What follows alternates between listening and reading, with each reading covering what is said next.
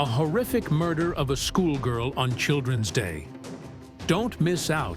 The girl's ghost will expose everyone involved in her death. Welcome to Psychic Investigations, a channel of true and shocking stories. Here, people who call themselves clairvoyants investigate resonant criminal cases and unbelievable paranormal phenomena.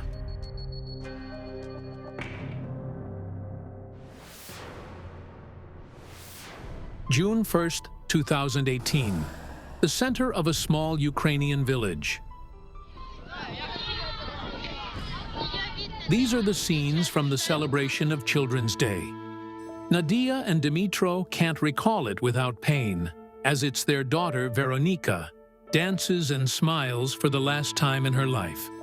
She disappeared shortly after the celebration, and the following day was found dead, not far from a stream on the outskirts of the village. The cause of death was mechanical asphyxiation. Veronika was strangled with hands. When a child doesn't return home and is found dead the next morning, it's truly horrifying. Veronika was our only child. I love her very much. It's incredibly hard without her. My beloved granddaughter. Veronika was my only joy. Now she's gone, I don't even know how to go on living. Veronika was a true star of the local dance ensemble, performing not only in her village, but all around Ukraine. She had various costumes and played different roles. She was so sociable. Everyone loved her. Her laughter was contagious. Everyone around would immediately start laughing. She was so cheerful. The parents still can't bring themselves to remove even the smallest trinkets from Veronika's room. She collected seashells and different beautiful stones. It's so hard sometimes that I immediately go out. Everything reminds me that my daughter used to live here. The horrific murder of the schoolgirl in a small, quiet village, moreover, on Children's Day, shocked everyone deeply. It's a small village where everyone knows one another. Nothing interesting ever happens here. Veronika's mother recalls the last day of her daughter's life. After the celebration, there was a disco, and Veronika asked her mother for permission to stay and dance. Nadia still blames herself for letting Veronika stay. I allowed her to stay by 11. We agreed that she'd come home on time. However, when Veronika didn't return at the appointed time, her mother got alarmed. I dialed her. Her phone was off. I felt panic and fear. I started calling her friends who might have been at the disco. I even went to her classmates myself, asking if they had seen or heard anything. The search for the 7th grader took almost 24 hours. The parents tried to find anyone who might possibly know where their daughter had gone or seen her. Aunt Nadia, her mom, approached me and asked, "Have you seen Veronika?" On June 1st, Lydia, Veronika's friend, was also at the disco. However, she says she didn't see when or where Veronika had disappeared. None of Veronika's friends could say where she had gone. I called our local police officer, and he told me to urgently call the police from the town. I hoped they would find something, and everything would be okay. However, on the evening of the following day, a call from the investigator shattered that hope. We were taken to the morgue for identification. As we entered, her face was covered. She was completely covered, and just her red hair remained visible. We almost fainted. According to the forensic examination, the girl died before 3 a.m. on June 2nd. According to her parents, Veronika's body was all bruised badly. She was beaten all over. What kind of monsters could do this to a child? What shocked the parents even more was that their daughter was found partially undressed. Her top was pulled up. A tracksuit jacket was thrown over her. Her leggings and panties were pulled down to her ankles, and her shoes were scattered in different directions. I can never unsee it. Veronika's parents feared she had been sexually assaulted. However, the investigators dismissed these assumptions. The investigators assert that she wasn't raped. According to them, there were no signs of sexual violence on Veronika's body. Panic swept through the village. Who could be so cruel as to kill a 7th grader like this? Yet, just a day after the horrific crime, the investigator in charge informed the parents that they had detained the attacker. He said the suspect was in custody, confessing to everything. He assured me he wouldn't escape anywhere. But when Veronika's family learned who the suspect was, they were simply shocked. When they arrived at the police station, they saw a frightened 8th grader named Danylo. He was small and only a year older than Veronika. Such a little skinny kid. He would never overpower Veronika. She was strong, athletic, and she did wrestling. She outperformed everyone at the training sessions. According to the investigators that evening, Danylo escorted Veronika home from the disco.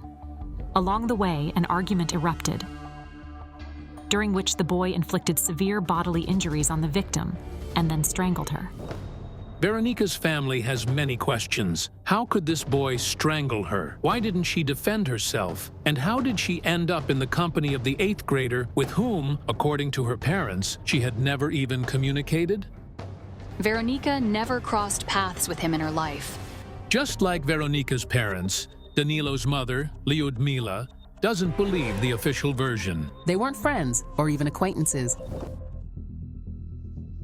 Our expert tried to get at least a comment regarding this case from the local police. I'm calling you regarding the murder of Veronika Shtanko. Could you provide a comment on this case, please? No. The case is currently in court. Through my channels within the police force, I managed to obtain a video recording of the suspect's interrogation, where he describes what happened. I punched her. Veronika. Then I panicked, got scared, and ran home. Oddly enough, but during the interrogation, Danylo didn't even mention undressing Veronika. Moreover, I didn't hear any questions from the investigators about that either. The locals suspect that the schoolboy was mistakenly arrested because he was the only one among the visitors of the disco who had previous problems with the police. I know that he stole a scooter once, but to kill someone, he's not capable of that. The villagers believe that the police are simply trying to pin Veronika's murder on the teenager. Meanwhile, the real culprit remains free. The real criminal is free, while the innocent boy is in prison. Moreover, Danylo comes from a troubled family. His father is currently behind the bars, while his mother supports their large family single-handedly, so they can't even afford a lawyer. I think they arrested him because his father is in prison. Maybe they assumed it was him because of his family history. It's impossible. I know he didn't do it. Veronika's parents claim that the evidence against the schoolboy that the investigators suggest raises more questions than answers. They have a suspect, but no evidence. Forensic experts found numerous scratches on Veronika's body. In this photo, you can see clearly nail marks. However, it's strange that the swabs taken from under Danylo's nails immediately after his arrest showed neither traces of her blood nor epithelium. For some reason, they didn't conduct an examination of the swabs from under Veronika's nails. According to the chief investigator, her hands were in water for a long time. But based on the photos of the place where they found her, her hands couldn't have been in water. Veronika's parents believe that the psychics are their only hope to understand what truly happened to their daughter. We really want to know the truth, to find out who the real killer is, instead of just pinning everything on that boy. I won't get my daughter back, but if we don't hold the one who really did it accountable, the impunity could lead to another crime. Our project's experts, Yana Pasynkova and Zhanna Shulakova, take up the case. Hello. Hello? We want to know who killed our daughter. May I see your daughter's photo? Of course. I need a lighter.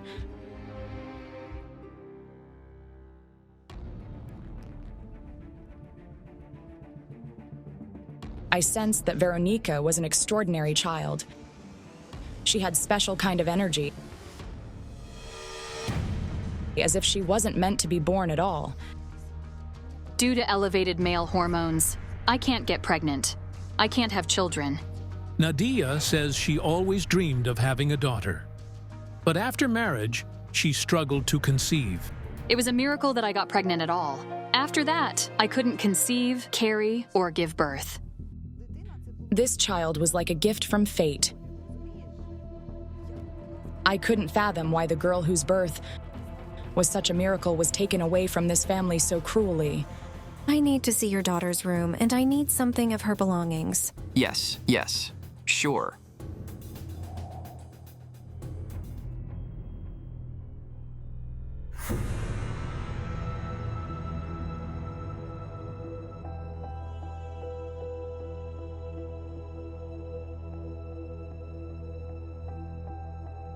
These are her certificates, right? Yes, for the participation in contests. Dance wasn't just a hobby for her, it was her life. I heard Veronica's voice. She said, "My friend knows my secrets.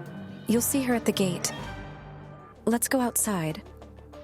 Among the locals, I hoped to find the friend who might know the secret related to Veronica's murder, but instead, I saw the spirit of a deceased girl who was holding Veronica's hand. She was her very close friend. But now both of them are gone. She lost her friend shortly before her death. Yes, our neighbor Maria. It turns out that Veronika and her friend Maria were members of the same ensemble. I feel the same pain as yours. It's a mother's pain. Come over here. This woman's name is Olena. She lives nearby. A few years ago, she tragically lost her daughter, Maria. People still remember the tragedy that occurred at the public beach. In broad daylight, 2 children died before their parents' eyes. My husband was riding a raft with her and another girl, but the sluices on the river suddenly opened, and the current carried them away to the other side of the river. Olena's husband tried to pull both girls to the shore, but the current was too strong. Maria died from cardiac arrest, and her friend drowned. My God. We detected Maria's spirit for a specific reason. Veronika perceives Maria's death as a great injustice from the world. To her, it was like losing a part of her. You see? Yes.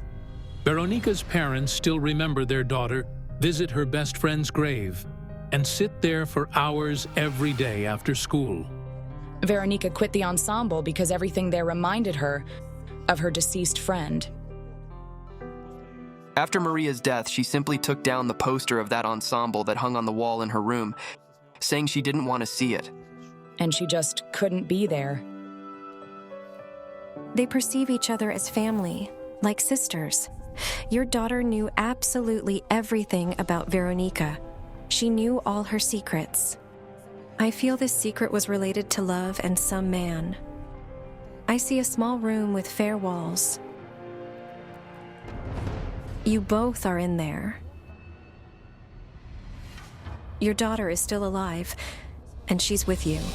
You argue. Dimitro, you're pushing something. Stop. I hear a word, pedophile. Are you saying that there was a sexual relationship between the father and daughter? I shouted at her. It turned out that Veronika started communicating with an 18-year-old youth named Yaroslav. Her father believed that the friendship between the 7th grader and the almost adult young man wouldn't end up well. I shouted at him and called him a pedophile. I told him not to come near her. I thought maybe the secret of the murder was connected to him. We needed to understand who Yaroslav really was. Veronika's family say that Yaroslav also lives in their village. At first, her mother and grandmother were concerned about Veronika's friendship with someone much older than her. However, after getting to know Yaroslav better, they felt reassured. He's an ordinary boy. He's cheerful and interesting. They mostly walked along the street by the pond. Once, she came home with a rose. We asked her where the rose was from, and she said it was from him. Nadia says that at some point, the relationship between Veronika and her father turned into constant arguments. Veronika reacted dramatically to every comment he made. Dad became her worst enemy. I had conflicts with my wife and daughter about it. I didn't allow it. Veronika's mother claimed I wouldn't achieve anything with shouting, especially considering Veronika had entered the teenage phase. You're losing your family. You're not together anymore. Do I get it right? Yes. You broke up, and it happened while Veronika still lived, right? Yes. We hadn't lived together for over a year before this happened. So yes, in 2017, sometime in April, my wife and daughter moved to another place. It's still in the village, but they rented the accommodation. The couple separated for a while to calm down and cool off. Veronika lived with her mother and saw her father occasionally. However, after their daughter's death, Nadia and Dmytro realized they could never be together again. I couldn't understand whether the boy towards whom Veronika had strong feelings could be really involved in her death. I phoned Yaroslav to check his alibi. We agreed to meet and talk at the station. The psychics, Veronika's parents, and her close friend Lydia are waiting at the railway station. Yaroslav said that he left the disco before Veronika. He went from there with his friend Mikola and spent the night at his grandmother's house. However, when I checked Mikola's interrogation, his testimony contradicted Yaroslav's. When I left the disco, Yaroslav was already gone. I don't know where he was. Besides, nobody interrogated Yaroslav's grandmother as a witness. Yaroslav's alibi isn't proven. So, could he really be involved in Veronika's murder? Yaroslav, did you see Veronika on the day when she disappeared? Yes. At around 6 or 7. We met at the station and went to the club. To the disco, right? Okay. What time did you leave the disco? I had to go to work the next morning, so I went home with Mikola. I was home after midnight, at around 12:30. Then tell me, please, why does your friend claim he doesn't know where you went? I have no idea. And who did Veronika stay with after you left? I don't know. Do you mean you went and left the girl you had a romantic relationship with alone? Yes. At that moment, the cards told me that someone else interfered in Veronika and Yaroslav's relationship, leading to a conflict. It's a woman. My sister. She forbade me to go out with Veronika because she was too young. Your sister attacked Veronika. Yes, I saw it. She punched her once. But why did the conflict happen? At that moment, I saw an image of Veronika surrounded by several teenagers. They were shouting at her, insulting her, and pushing her. She was a victim of bullying by her peers. Yes. She was often insulted at school. She had many complexes about it. In private conversations, Veronika's friends confessed to me that students systematically bullied her, insulted her, threw her belongings away, and even started physically hurting her shortly before her death. I don't understand one thing. She was smart and beautiful. Why did this happen? Envy was the cause. Veronika was targeted by her female peers precisely because she was attractive, looked more mature, and caught the attention of boys. They constantly bothered her. For instance, she had full lips, and they said she'd had injections. She had a bust, and they claimed she stuffed her bra with tissues and other nonsense. Several times when I entered the classroom, they told me not to be friends with her, not to associate with her. And when Veronika started dating Yaroslav, things got even worse. Yes. I went to sort it out. They began bullying her at school because she was dating an older guy. Later, Veronika's mother shared that a year before her daughter's death, she had her transferred to another school because of this. She would come home with a broken nose, scratches, and bruises. So, she refused to go to that school. But the bullying didn't end after that. I even see the insults being written. Yes.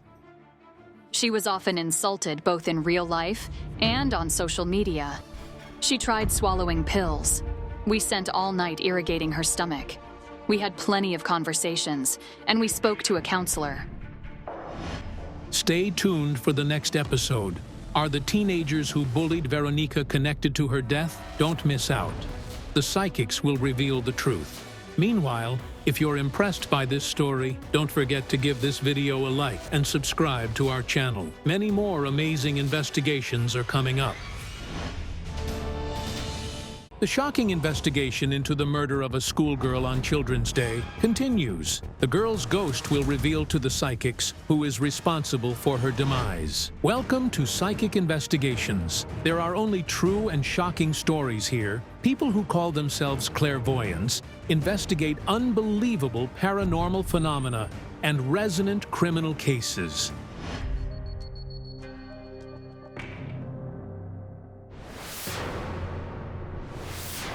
The psychics continue to investigate the murder of a 13-year-old schoolgirl on Children's Day. The 7th grader went to a disco and never returned home. She was found the following day near a stream on the outskirts of the village where she lived, strangled and partially undressed. The investigators claim she wasn't raped. And they assured the parents that they had found the murderer. Such a little skinny kid. He would never overpower Veronika, never. The suspect is a local schoolboy named Danylo. He's 14. According to his parents, he never interacted with Veronika, and he even goes to a different school. The locals don't believe he could be involved in the murder. The people think the police are simply trying to pin the crime on the boy, who comes from a poor and troubled family. His father is in prison. Maybe they assumed it was him because of his family history. We'd really like to know who the real killer is. During the investigation, psychics Yana Pasynkova and Zhanna Shulakova, along with the project's detective Katerina Malichenko, arrived at the local train station to meet with Yaroslav, Veronika's boyfriend. My sister forbade me to go out with Veronika. Yaroslav's sister hated Veronika so much that she even raised her hand against her. I saw an image of Veronika surrounded by several teenagers. They were shouting at her, insulting her, and pushing her. She was a victim of bullying by her peers. She would come home with a broken nose, scratches, and bruises. Do you know that all her bullies were at the disco with Veronika? They were all there. Most of the teenagers claimed they didn't remember who the 7th grader went with or where she headed after the disco. Yet, strange enough, almost all of them mentioned that Veronika led an immoral lifestyle. Veronika has sexual relationships with various partners her age. Could the girl's death truly be the result of relentless bullying by her peers, which went beyond all bounds?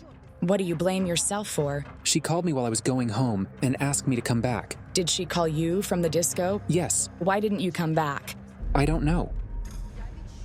I sense that Yaroslav doesn't only regret refusing to accompany Veronika home, as shortly before her death, he broke up with her.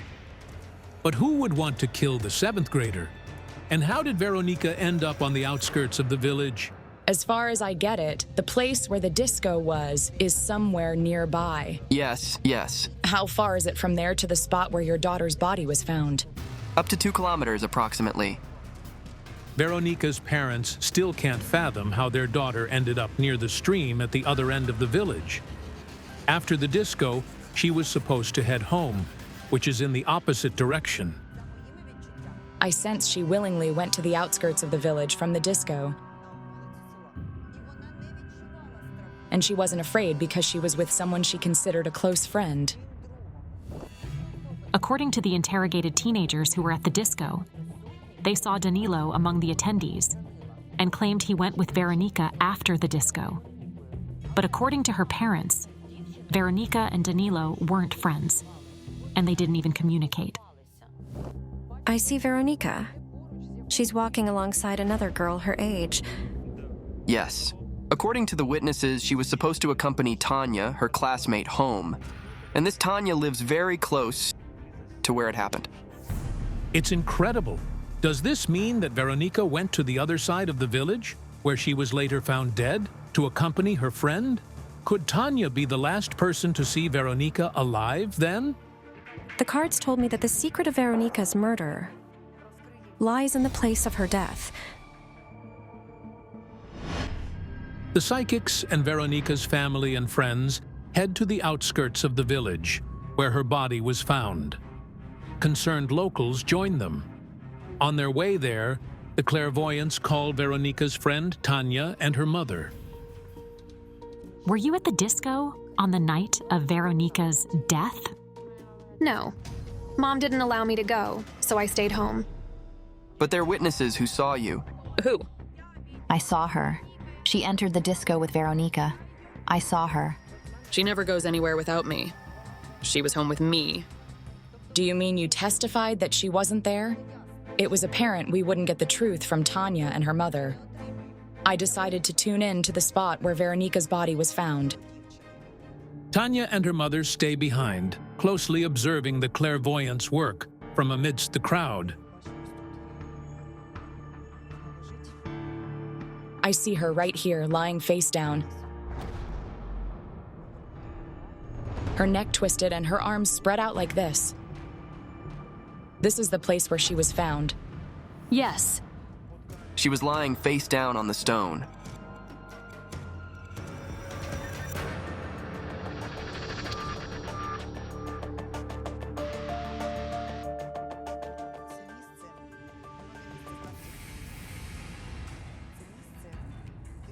But she didn't die here. She was brought here later. During the interrogation, Danylo indeed said that the murder happened about 20 to 30 meters from where they found the body, after which he allegedly dragged the unconscious girl to the stream. He wanted to splash water on her to revive her. I took her under her arms and dragged her. However, what he demonstrates at the reenactment doesn't match the results of the forensic examination. If he had dragged her like that, there would have been signs of dragging on her heels, which weren't there. Is he intentionally misleading the investigation to confuse the detectives? Or does he really not know what actually happened and is acting under pressure from the police officers? Lyudmila, Danylo's mother, has also come to the site of Veronika's death. When she heard that the clairvoyants were heading there, she hurried after them. Lyudmila is convinced her son is innocent, and he was simply forced to confess to the crime he didn't commit. Someone is threatening him, but I can't figure out who. I see shadows. There were two people here. The murderer wasn't alone. Was it a group murder? Two people brought Veronika here. But who were they? If Danylo isn't acting under pressure from the police and intentionally misleading the investigation, he could very well be one of the two people who carried the body. But who is the other person? I decided to tune in to the moment of Veronika's death and saw Danylo with another young man. But who is he? And how did Veronika end up with him and Danylo that night if, according to the witnesses, she was supposed to accompany her friend home? I had a vision of Veronika and her friend approaching a house. Strangely, Danylo was following behind. The girls said their goodbyes, and Veronika walked back with Danylo. The cards told me there was secret correspondence and love confessions. Veronika actually spoke to Danylo. I consulted IT specialists to access Veronika's online profile, and I found her and Danylo's chat, in which he confessed his love. I want to date you. I love you. And Veronika's replied, I don't even like you. So, perhaps Danylo followed Veronika from the disco because he wanted her attention. He's not the murderer. His hand didn't commit the murder. But he's an accomplice, and he's covering up the real criminal. I also told them he was covering someone up. But who is that person? And why won't Danylo reveal his identity? He's intimidated by someone who's not involved in the murder. It could be someone from the police. As a rule, investigating a group murder of a child involves higher-level scrutiny. Meanwhile, accidental killings due to arguments are simpler to close. Perhaps the investigators wanted to avoid unnecessary complications. What is that supposed to mean? If two people were involved in the murder, there should be evidence pointing to the second attacker. But where is it? In such cases, investigators often eliminate any details that might lead to the second suspect, to erase the traces. Maybe that's why there's no other evidence in the case. But who is Danylo trying to protect? And why did that person kill Veronika? What was the motive behind this crime? I feel both ashamed and horrified to say this, but Veronika was indeed raped. Hush, hush. The detectives found a condom with a small amount of semen near Veronika's body. However, it's impossible to determine whether it was used during sexual activity with her, as there are no conclusive findings in the case files. It's unimaginable. A schoolgirl was killed, and instead of investigating, the police are covering up the evidence. What is that supposed to mean? Who raped and murdered the underage beauty? I see horrifying images. I see someone turning savage, tearing her clothes as if he's trying to tear her body apart. There are indeed scratches resembling nail marks on Veronika's body. However, no biological traces from Veronika were found under Danylo's nails. Does it mean someone else did this? I sense that Veronika resisted fiercely during the attack and the assailant strangled her. So she fainted. We can find the murderer through the Black Mirror. He left a trace there. Could it be a phone? After all, Veronika had her phone with her. As it turned out, Veronika's phone was found not far from the suspect's home. Danylo revealed its location during the interrogation. Is this where you hid the phone? Yes.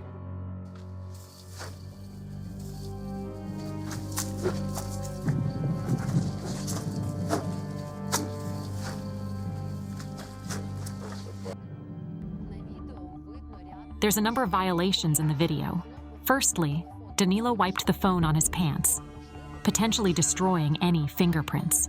Furthermore, the detective handles the physical evidence without gloves, which contradicts standard procedures. Despite this, the investigators still analyzed the fingerprints left on the phone and surprisingly found the prints left by Veronika, Danylo, and an unidentified person. According to the investigators, they didn't examine the unknown prints further, assuming they belonged to someone from the investigating team. I'm speechless. Probably it would be possible to find the murderer's prints on the phone unless the detectives had made a series of critical mistakes.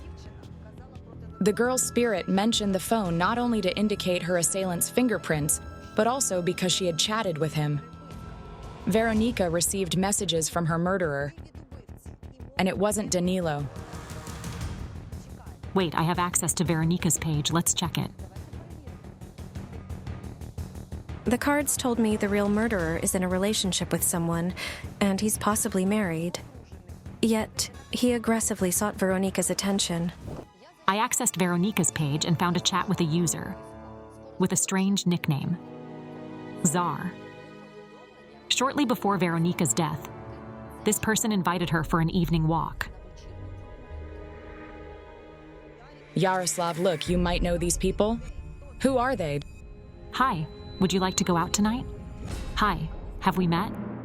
Yes, this is Volodymyr, Tanya's brother. Did Veronika reply? On the same day, Veronika replied, I'll tell Alisa. And he texted back, I just wanted to buy something to treat you. It turns out that Volodymyr, Tanya's brother, asked Veronika out. And the witnesses say that Veronika followed Tanya home on the night of her death. Volodymyr lives with his parents, his wife Alisa and their toddler and Tanya, not far from the place where Veronika's body was found. Is Alisa really Volodymyr's wife? Did Veronika threaten the man to tell her that he'd been asking her out? Oksana, Tanya, can we talk? Please come over. Do you understand what happened? A chat. Between your son and a 13-year-old girl. Alisa knew about it. She saw it too. Volodymyr said she'd declined and refused to go with him. I was shocked. Volodymyr has a wife and a child, yet he invited an underage schoolgirl, his sister's friend. for a date. Can you possibly comment on that? How would I know? Am I supposed to check what they do online? Wait, where was your son on the night of Veronika's murder? He was at the disco. What time did he come back home? At around 3 or maybe 4. What time did the girl die? Between 1 and 2 a.m. Perhaps Veronika met Volodymyr after seeing off her friend and returning with Danylo. After all, the man lives in the same house as his mother and sister. If he returned home in the early morning, theoretically, he had enough time to commit the crime. Moreover, he could have gone unnoticed since it was nighttime. But who knows at what time Volodymyr left the disco? Do you happen to know who he was with? Yes, he went there with Dennis. I found Volodymyr's interrogation file among the case materials. He told the investigator that he was indeed at the disco with his friend Dennis.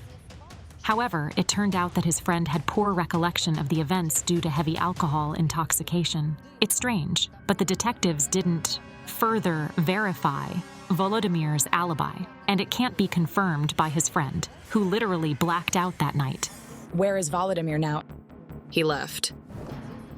It turned out that after the girl's death, he and his family moved to a neighboring village where his wife comes from. We needed to talk to this man at all costs, so we agreed to pay him a visit the following day. The next morning, Katerina Malichenko and Veronika's parents go to see the lawyer to pass on everything that the psychics sensed. Meanwhile, the clairvoyants head to talk to Volodymyr.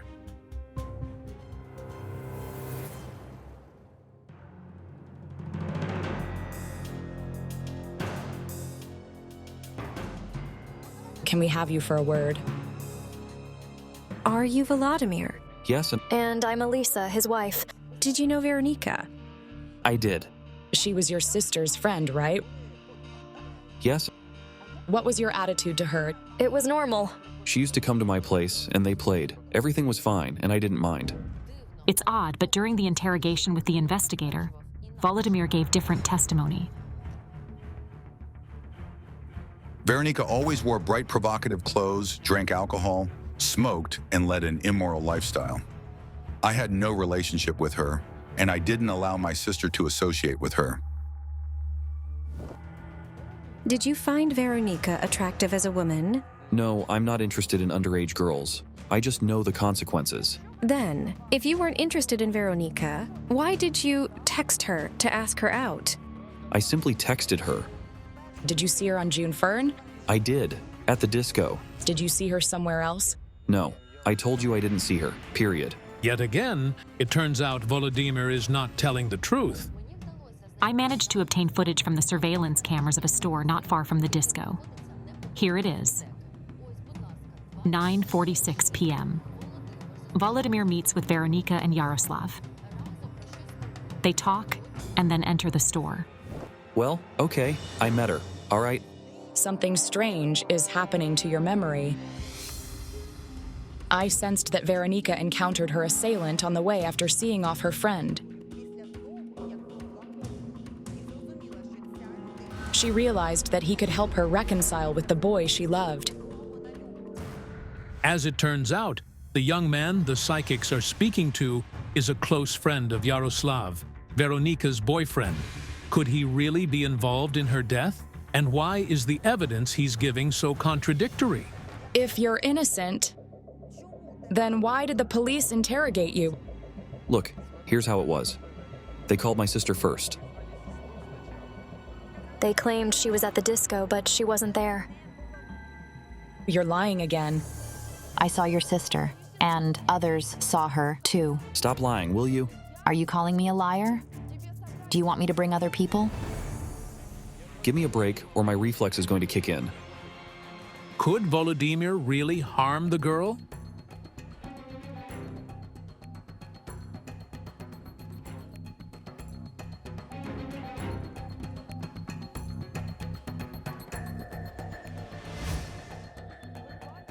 Did you see Veronika after midnight that night? No. The cards told me he lied again. Plus, he was behaving very arrogantly. Suddenly, I felt someone touch my back. I saw Veronika's spirit. She's crying. She says, "Stop it. I want peace. I don't want you to keep talking about what they did to me." She says, "I just want my parents to bring me my seashells. Dad keeps them." I didn't understand what was going on, but I couldn't refuse. I had to fulfill her last request. Nadia and Dimitro are waiting for the psychics at the house of their daughter's father.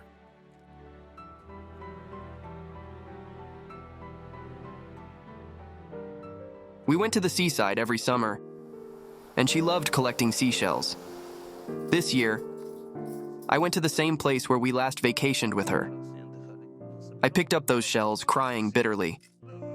I was sobbing.